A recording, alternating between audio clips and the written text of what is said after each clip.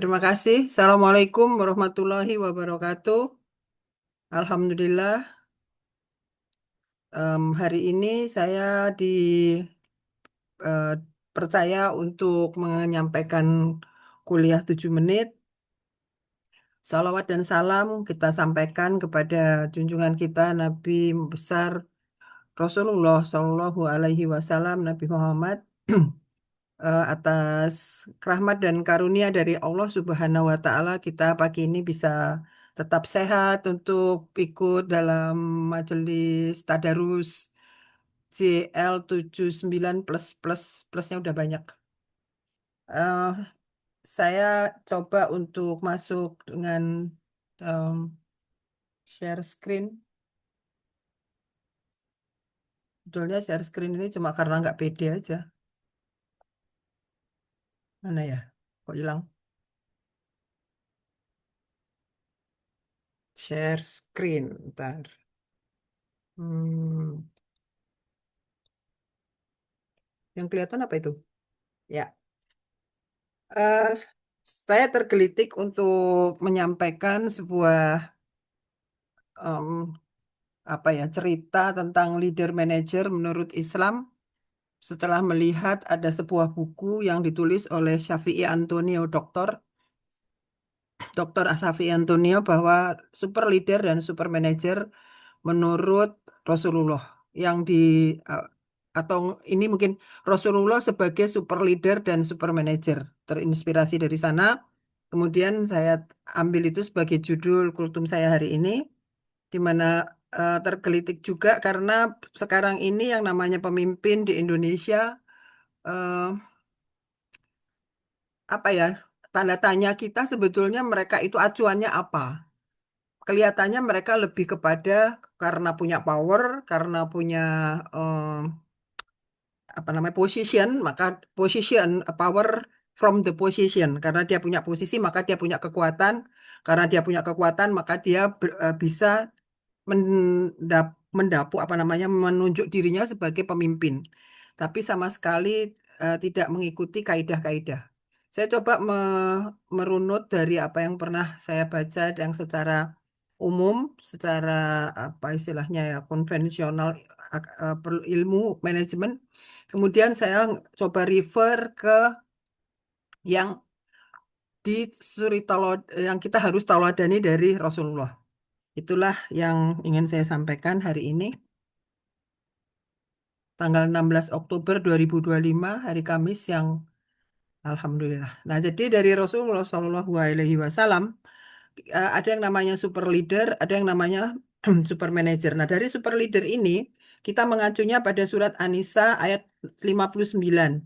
Hai orang-orang yang beriman, taatilah Allah, taatilah Rasulnya, dan ulil amri. Jadi di Quran pun kita itu diminta untuk mentaati ulil amri atau pemimpin.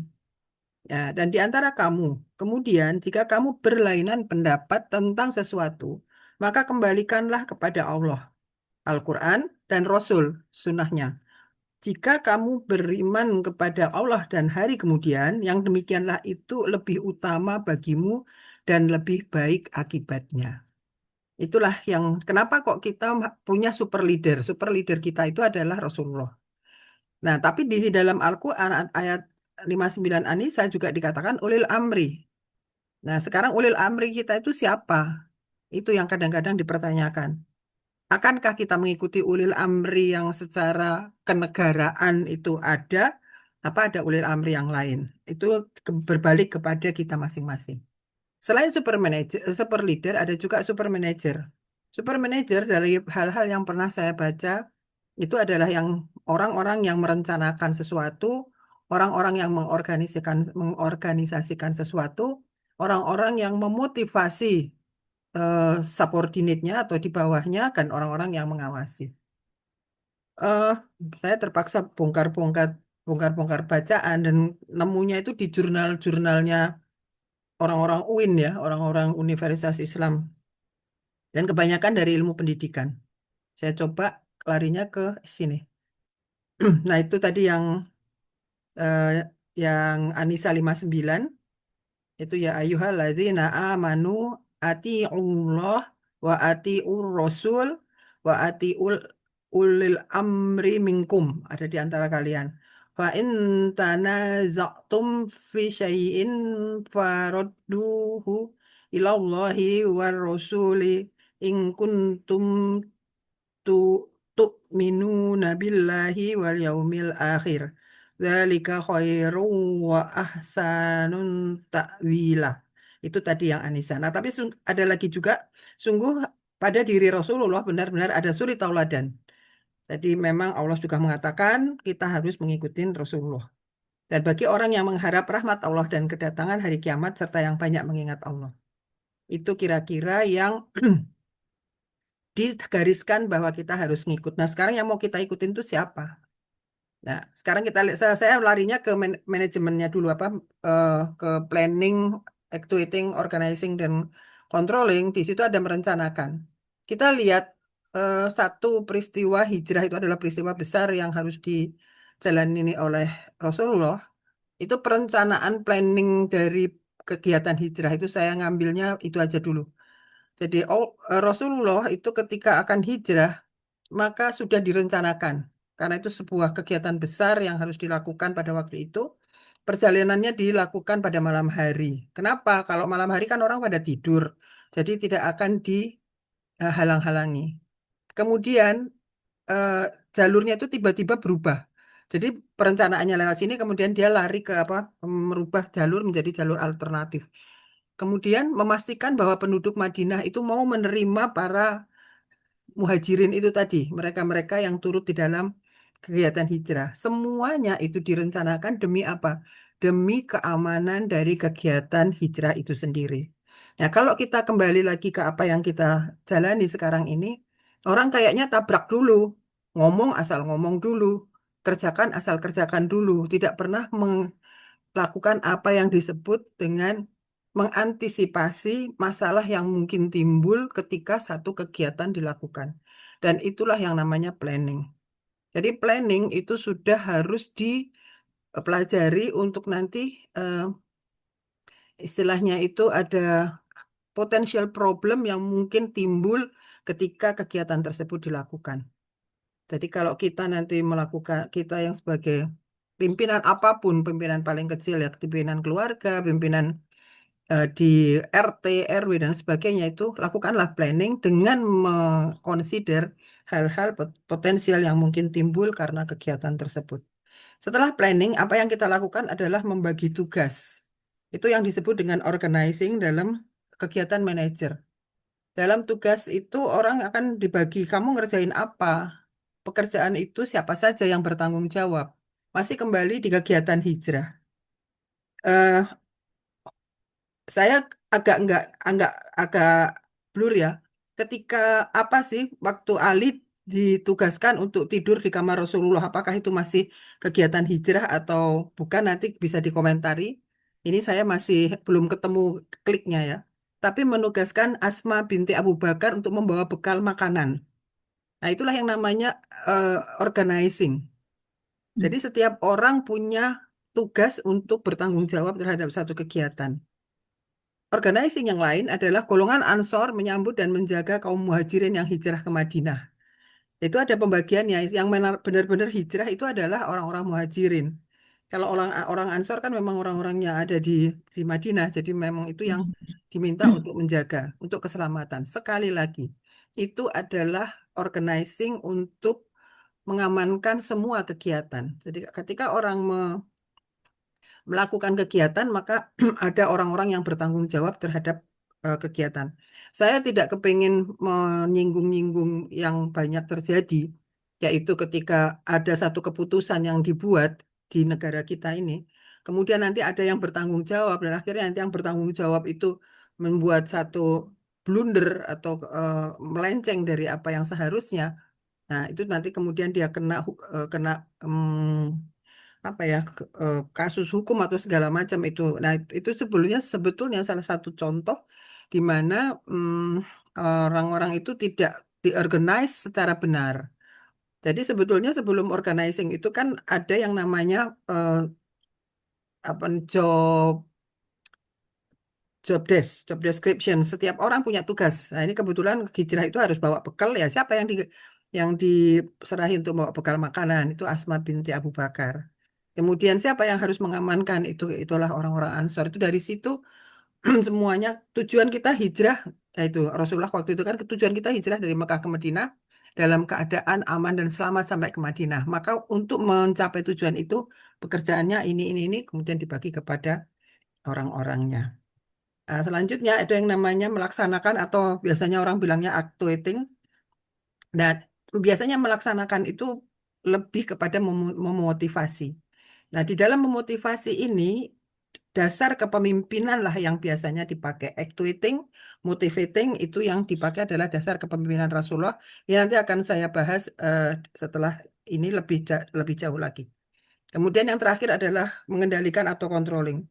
Saya agak kesulitan ketika mencari hal-hal seperti ini untuk mengendalikan. Ternyata di dalam pengendalian ini eh, agama kita menunjuk bukan orang yang mengendalikan, tetapi di dalam agama kita, dalam agama Islam, mengendalikan atau controlling itu dilakukan oleh masing-masing manusia, masing-masing individu. Itu yang disebut dengan murokobah.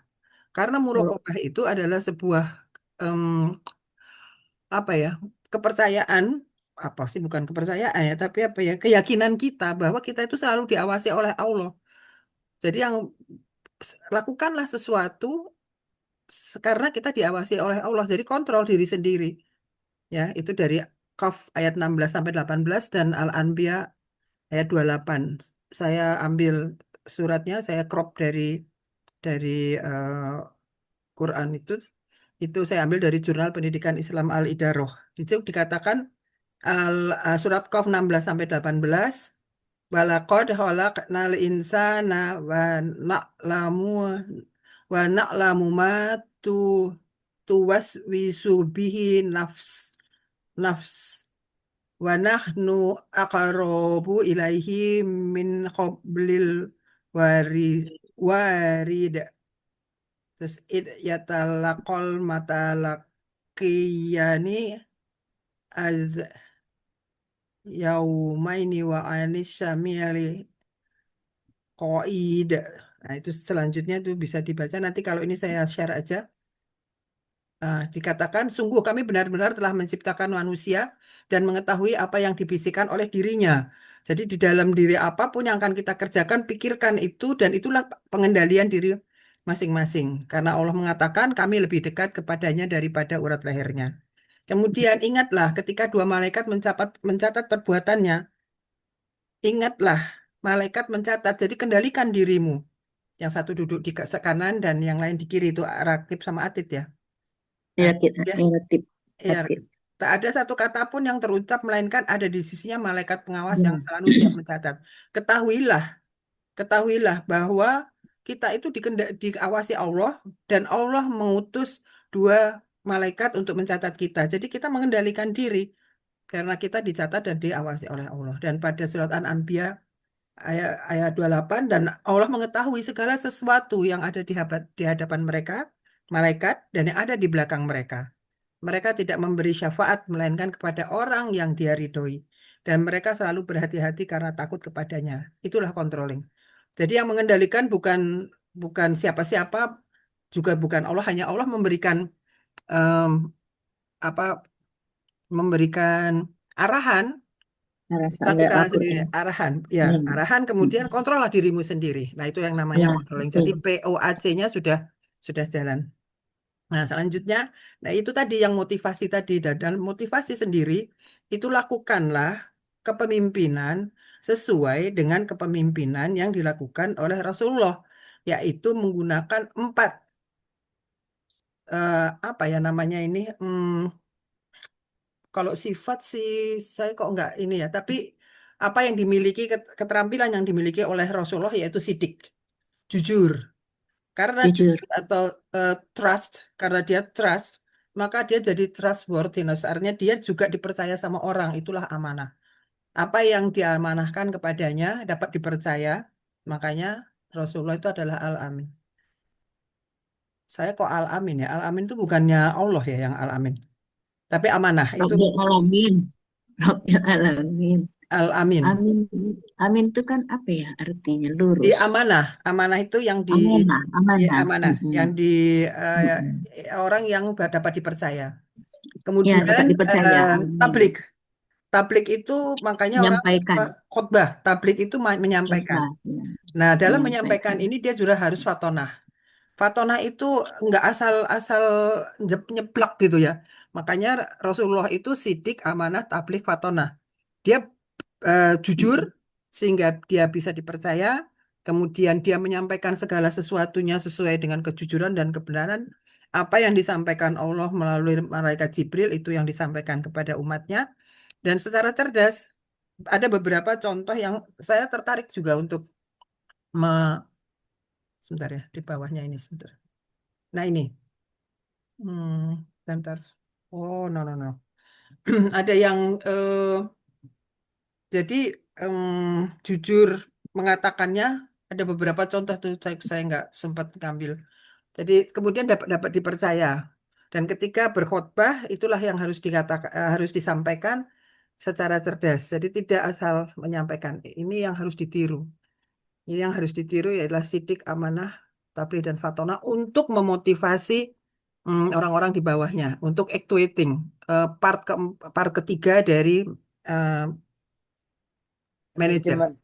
dari manajemen atau manajer. Ya, dan yang terakhir untuk seorang yang ya Rasulullah yang kita tiru bisanya ada bahwa di dalam berkomunikasi. Dalam berkomunikasi itu Rasulullah mendengarkan pendapat orang.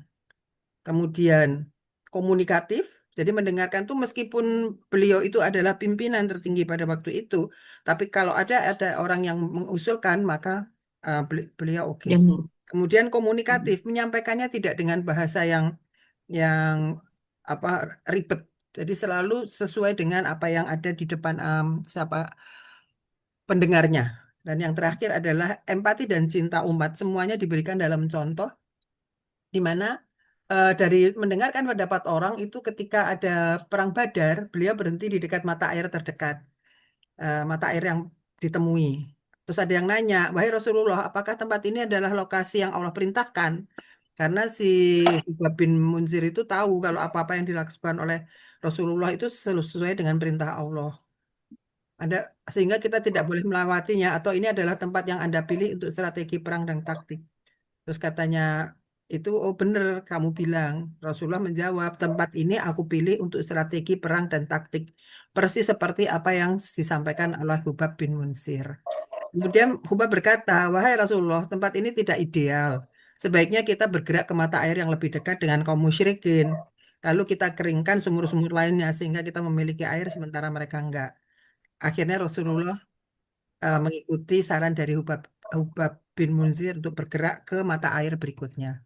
Yang berikutnya adalah komunikatif. Dari komunikatif ini hadis dari Aisyah radhiyallahu anha, Rasulullah tidak pernah berbicara dengan terburu-buru seperti pembicaraan kalian ini. Akan tetapi beliau berbicara dengan penjelasan yang terperinci dan dapat dihafal oleh orang yang duduk bersamanya. Ini menunjukkan bagaimana Rasulullah berbicara dengan tenang, jelas, teratur, tidak terburu-buru. Memilih kata-kata yang tepat, memberikan jeda di antara pembicaraannya, sehingga siapapun yang mendengarnya dapat dengan mudah memahami dan mengingat apa yang beliau katakan. Itu yang namanya komunikatif. Mari kita eh, telusuri diri sendiri sebelum terus kita ngelihat ternyata di luar sana banyak orang yang ngomongnya asal ngomong kemudian dipelintir-pelintir Begitu. sama yang dengar. Iya. Yang terakhir, Begitu. eh, yaitu yang ketika Rasulullah empati dan cinta umat merupakan sosok pemimpin yang sangat cinta dan peduli kepada umatnya. Kecintaan dan kepedulian inilah yang membuat setiap keputusan yang diambil bijaksana, mempertimbangkan kepentingan umat bukan hanya satu kelompok, apalagi partai. Contoh luar biasa dari kecintaan Rasulullah terlihat saat sakaratul maut. Dalam detik-detik terakhir hidupnya, beliau masih memikirkan umatnya. Kata-kata terakhir yang keluar dari lisan mulia beliau adalah, aku mau nangis jadinya. Umatku, Mati, umatku, mati, umatku. Iya. mati, mati. Iya. Alhamdulillah, mungkin itu yang bisa saya sharing untuk kesempatan sekarang. Terima kasih sudah mau mendengarkan lebih dari 7 menit, tapi insya Allah ada manfaatnya. Saya stop share dulu. Alhamdulillah. Rabbil alamin. Oh, Makasih Mbak Ning. Alhamdulillah. Terima kasih. Serasa Terima kulit kasih Mbak Ning. serasa Ya, Jadi, kulit ya, dan terima kasih Mbak ekonominya. Ning. Boleh ditanggapi apa namanya? boleh. organize Itu ini ya, ya presentasinya. bagus Silakan. bagus. Ya. Jadi Kalau ada kita harus komentar dari yang lain, kita berikan iya kesempatan. Silakan. iya itu ambo yang ambo tangkok sih gitu. Aslinya kita harus selalu introspeksi diri gitu kan. Soalnya ada malaikat selalu yang mencatat perbuatan kita apapun juga kiri dan kanan gitu. Jadi Insya yang Allah. kontrol diri kita ya kita sendiri karena ada malaikat tadi gitu. Iya, Itu yang Ya, kita betul. iya, introspeksi. Nah, iya. ya itu. Ini yang saya juga mencoba mentelaah istilah controlling itu tadi. Karena Mm-mm. saya baca dari beberapa kan kemarin Uni Petra bilang, Mbak Nining saya kasih tahu sekarang, Mbak Nining masih 2 minggu lagi, mungkin aja masih terserak di mana-mana. Bener memang itu. Saya semakin baca, Mm-mm. lah ini kok jadi nggak nyambung gini gitu kan. Nah, terutama Jadi mengenai rumit ya Mbak. controlling. Jadi controlling itu kalau di Ya, dalam ilmu manajemen POAC, Planning, Organizing, Executing, Controlling itu dilakukan oleh manajer. Di dalam agama Islam, iya. ternyata controlling itu tidak dilakukan oleh orang lain. Bahkan Rasulullah Belajarnya kita tidak sendiri. mengendalikan oleh kita sendiri. Iya, Di kita semua sendiri. di semua Mm-mm. yang ada dari kita sendiri. Itu yang Iya, benar itu yang dia. ambo tangkok macam itu. Ya itu. Jadi mulai sekarang ya harus berhati-hati kalau berucap kata-kata harus dipikir gitu ya Mbak Ning Nah, ya. iya insya Allah gitulah. Nah, jangan sampai ada yang Ya tersakiti, insya Allah. jangan ada yang sampai kemudian menjadi Ya, masalah dengan orang lain. Gitu. Lidahmu iya, harimaumu ya ini. Ya betul. Nah, mulutmu harimau. iya, itu dia. Yap. Lidahmu harimaumu. Iya. Nah, itulah kira-kira Astagfirullahaladzim. Oh, ada lagi? Alhamdulillah, Mas, makasih Mbak mungkin Ning. harus tambah sedikit Boleh komentar Amri Mbak kita. Ning. eh, Ini Mbak Ning. rekamannya mau dimatiin, Om Su? Oh, jangan, jangan. Jangan dulu. Kalau ini kita Jangan, ini masih masih ada yang bertanya di tuh. komentar, Masih ada yang komentar bertanya teman-teman. siapa tadi Amri. Ulil Amri. Nah, Mau Ada. komen. Siapa lagi? Ya, Ya, silakan. tentang Ulil Amri Kan. itu, Padang ya? apakah pemerintah Ini maksudnya di situ pemerintah, apakah pemerintah atau MUI yang dimaksud yang memberikan yang untuk jadi pedoman sama kita. Misalnya kita mendapatkan apa? Tidak ada dalam Al-Quran, tidak ada dalam hadis. Nanti MUI membuat suatu apa namanya Ketentuan. fatwa.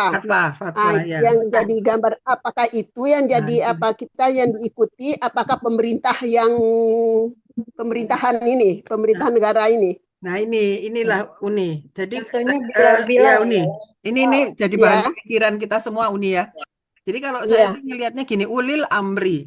Ulil Amri Heeh. itu saya masih kepengen tahu yang dimaksudkan dengan Ulil Amri sendiri itu siapa, ya kan? Nah, kalau sempat Ya. saya sempat diskusi dengan ada ustadz yang di Majelis Taklim itu, Ulil Amri itu ya Ya. pemerintah pemerintah ya betul. pemerintah Republik Indonesia gitu. Kalau MUI itu cuma lembaga. Dia memberikan fatwa Ya pun di bawah sebetulnya pemerintah. fatwa itu pun sebetulnya kan tidak secara yuridis formil bisa diikutin. Yang Jadinya yuridis itu lemah ya adalah gitu ulil ya. amri itu. Jadi itu. Makanya sekarang kita eh, apa ya? Kalau kita mau mengikutin sekarang nggak usah yang macam-macam. Ketentuan hari raya. Iya, Ketentuan Iya, hari mulai raya. puasa, Ya mulai kan? puasa, Mulai mulai puasa. lebaran. Yang paling bahaya itu kan Mm-mm. sebetulnya Idul Adha. Karena Idul Adha Iya. itu Oh kan iya kaitannya betul sama betul. tasrik kan. Sementara iya. Iya tasrik hari kalau masih tasrik. puasa kan berarti eh, haram kan hukumnya. Nah ini, Haram, ini sendiri haram gitu. hukumnya. Ya makanya itu. Jadi sementara pemerintah sendiri bukan MUI yang diikuti kita. Pemerintah. Jadi menurut Mm-mm. Ustadz yang saya ada 2 ustadz yang saya ajak untuk berdiskusi mengenai ini, katanya ya pemerintah. Kalau sampai terjadi hal yang meleset kemudian menjadi haram, ya mereka yang bertanggung jawab. Jadi orang itu kadang-kadang Pak yang mau jadi ulil amri itu sebetulnya tanggung jawabnya terhadap umat 200 sekian, ya mungkin 80 kalau sekian kita 200 juta juta lah Muslim ya, Muslim. ya. Ya itulah Uni. Kalau yang pernah Hmm. saya tanyakan ini. Ya, Nah, ya, jadi ya. kalau Kita MUI kan hanya lebih fatwa. mantap ikut pemerintah ya Maning ya. Ya, iya, kita pemerintah. Oke, mau komentar juga. Ya, Om Su. Masya Allah, Silakan bagus Amsu. sekali. Nih Mbak Ning, Saya pingin ini aja mengangkat lagi mungkin tentang mungkin di tahapan planning tadi ya, Mbak Ning ya. Ya, Ya, Planningnya Rasulullah ketika hijrah. hijrah. Ingat bahwa kita udah tamat nih buku sahabat, 60 sahabat. Sahabat Nabi, oh, ya. Ketika ya, Nabi mengutus Mus'ab bin Umair datang oh, ke Madinah. oh, Nah, itu adalah persiapan landasan untuk orang-orang Madinah bisa menerima Sahabat orang-orang Nabi, yang hijrah dari oh. Makkah.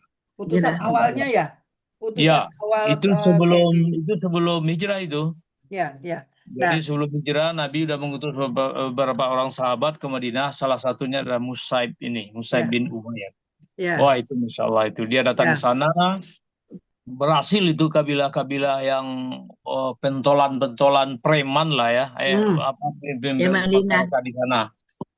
Nah sehingga ketika Nabi hijrah, alhamdulillah udah mulus. udah, Udah ya, mulus. ya, ya. Mungkin Jadi, bisa dibaca lagi nanti itu ini tentang apa yang diceramakan dikultumkan Mbak Ning ini dibaca lagi Musaib ya, bin Umar bagaimana ya, betul. keberhasilan dia di Tadi Madinah. Pak Ning ada pertanyaan itu tentang Ali tidur di tempat Nabi. Nah, ya itu yang saya Itu salah satu planningnya juga, Mbak Ning. Itu Ya. Salah bagian satu dari planning planningnya juga. karena ada rencana pembunuhan Nabi, Hmm, maka Ali menggantikan tempat tidur Tidur Nabi. tempat Nabi. ya, ya, makasih. Tempat Nabi. Ya, Ya. jadi ada dua Pernah ini ya. dibaca itu. Ya. Ya. Tadi yang Om Su bilang planning kalau mengutus siapa namanya tadi? Mushab bin Umair.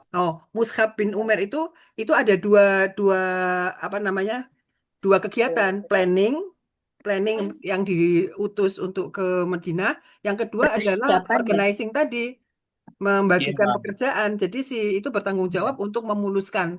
Makanya preman-preman Madinah itu udah aman karena ada kegiatan apa namanya? Utusan yang pertama itu, ya. Ya, Jadi pertama dan membuat orang-orang di sana itu katakanlah masuk Islam, gitu kan? ya, Ya, ketika dia masuk matur Islam, nuwun. tentu saja orang Islam datang dari Mekah itu bisa terima Ya, sebagai saudara mereka. ya. Ya. Makasih Om Su, Kalau terima kasih istilah Mbak ini Erna. peneliti awal itu ya. Peneliti Ya, awal lah itu itu setiap yang kita lakukan untuk kerjaan kan biasa itu ada ya, yaitu tadinya dulu apa sebelum semacam operasionalnya kan penelitian segala peneliti macam. awal dulu. Ya. Ya. Oh, Kalau boleh komen nak?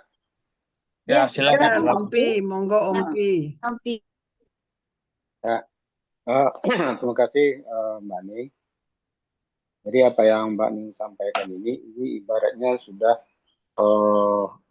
alam semesta ini, bukan lagi sudah menyeluruh alam semesta. Itu dalam istilah manajemen kan istilahnya POAK ya. POAK, planning, organization, controlling. Namun teori POAK ini sekarang sudah banyak diabaikan oleh para pakar. Mereka lebih fokus kepada istilah influencer dan follower. Ya, karena kayaknya akan berluas kemana-mana. Gitu ya. Influencer, follower, bahkan yang lebih ekstrim lagi, buzzer. Ini semua kaitannya dengan kepemimpinan semua. Tapi itu lepas dari situ, kita mau melihat sedikit tentang planning. Dalam planning ini berkembang lagi dengan teori ilmu yang harus diterapkan, yaitu manajemen risiko. Nah, dalam planning ini, contoh sederhana, Ambo pernah dulu mengasih semacam narasumber di DPRD Kota Bukit Tinggi. Ambo katakan yang pertama, bagaimana DPRD menyusun anggaran APBD-nya, sementara tidak mencerminkan filosofi rakyat Minangkabau, adat berseni syarat berseni kabulah. Mana program-program di APBD-nya yang mencakup meliputi adat berseni syarat berseni kabulah. Mereka tidak bisa menjelaskan. Yang kedua dari segi planning ini juga, saya tunjuk ini jam gadang. Kapan dibangunnya dan oleh siapa yang bangun? Ini dibangun oleh Belanda pada saat kita dijajah. Sementara kita sekarang sudah puluhan tahun merdeka, duit banyak, kita bebas merencanakan. Lalu apa yang diperbuat oleh pemerintah Kota Bukit Tinggi dan DPRD Kota Bukit Tinggi yang bisa dibanggakan? Tidak ada, semua masih membanggakan jam gadang. Berarti perencanaannya yang jauh dari teori ini. Nah, terus yang lebih aktual lagi sekarang masalah controlling. Controlling itu sudah banyak yang melakukan kontrol. Kontrol itu macam-macam tuh. Ada self control, ada kontrol atasan langsung, ada kontrol sistem dan sebagainya. Yang jadi masalah setelah kontrol apa yang harus dilakukan? Ini yang salah. Hasil kontrol itu sudah banyak menginformasikan, tapi tindak lanjutnya ini yang tidak jalan. Akhirnya pengawasan di dalam pengawasan. Tindak lanjut ya entah dulu siapa dulu. Ini ada hubungan dengan siapa, bagaimana, sebagainya. Nah, jadi bukan kelemahannya bukan dikontrol, tapi di pelaksanaan tindak lanjut. Nah, pelaksanaan tindak lanjut ini akan berkaitan lagi nanti dengan follower dan influencer tadi, dari sifat tanah ke sidik dan sebagainya. Tinggalan itu yang influencer dan follower. Itu sekedar gambaran aja, ini apa yang Mbak ini sampaikan ini ibaratnya alam raya. Kasih Om cukup, Pin. 1 semester pun nggak cukup ini. Mantap nih bos jadi gini. Bos mitigasi resiko gitu ya. Beda. Jadi makanya Ambo cenderung sebenarnya membatasi yang komentar, karena ini kultum, judulnya kultum itu hanya untuk menyampaikan. Kalau untuk membahasnya bisa sepanjang hidup ini, sepanjang betul, ya. Ya, karena setiap materi-materi yang diangkat di sini itu adalah materi-materi yang tidak kecil, gitu kan? Iya.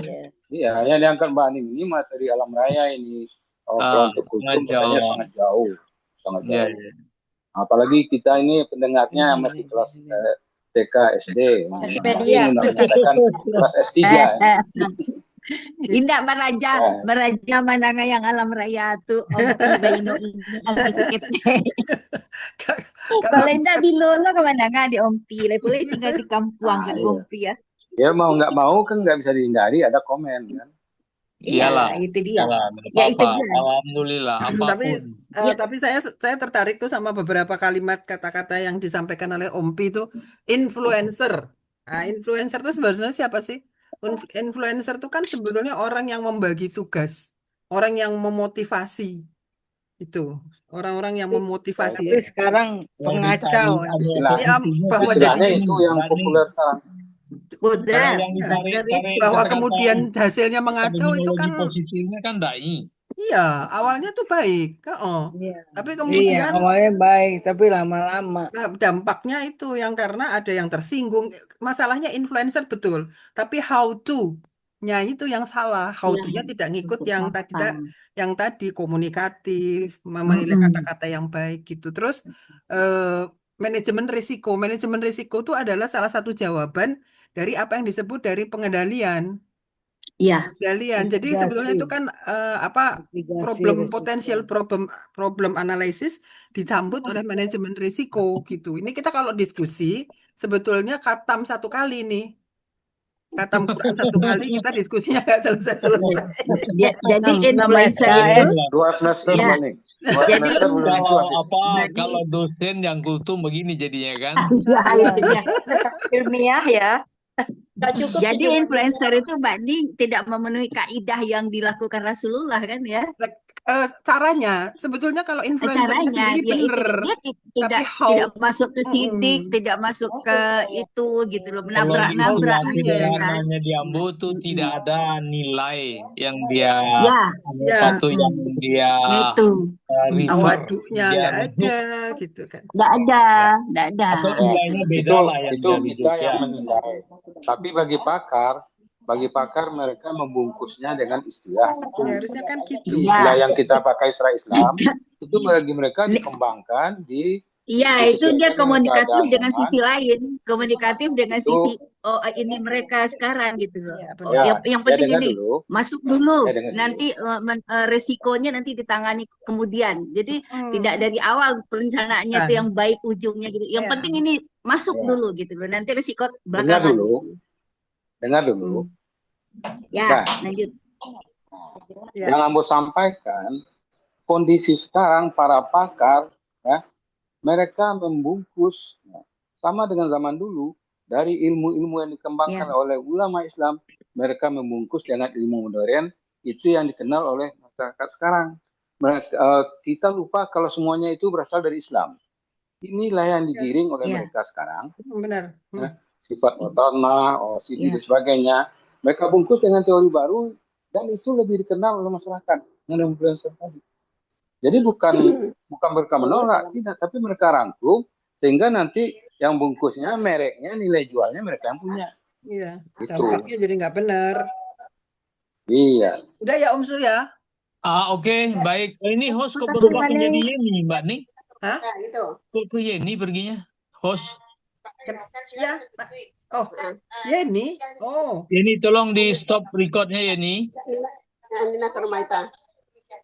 kenapa kok Yeni sih? Ya. Halo Yeni. Oh, Yeni. Ya, Tadi Om Su. Yeni. Yeni. Tolong, Kenapa jadi berpindah? dibuka, Kenapa dipencet jadi record. berpindah? Dipencet Yeni record jadi host? Yeni. Ini Yeni mana? dipencet record, setelah Yeni itu tidak ada kali. di stop record. Itu kan sayang, nanti jatuh. Ini Yeninya mana? Halo, Nggak ada Yeni. lagi. Yeni. Yeni nggak ada. Kok pindah sih hostnya? Oh iya, Yeni ke Yeninya ada, host. tapi nggak dengar. Tadi saya pindah. Nggak dengar. Tadi saya yang pindah, tapi salah Salah merek pencet itu. kali Mbak Ning. Harusnya ke saya aja kasihin lagi. Terus gimana caranya? Nggak, Nggak bisa, Om Su, karena kita Om Su bisa narik nggak? nggak bisa, kan host. Cuma Oh, satu iya. yang privilege Yeni tinggi di kemana? sini kayaknya. Yeni, Halo, Yeni. ini lagi. Udah off tuh kan. Di Iya. WA aja nanti WA aja. Tolong Bisa. di kontak Yeni. Siapa yang Bisa bisa nggak kontak? dia tuh? Bisa nggak ngerti nggak dia tuh?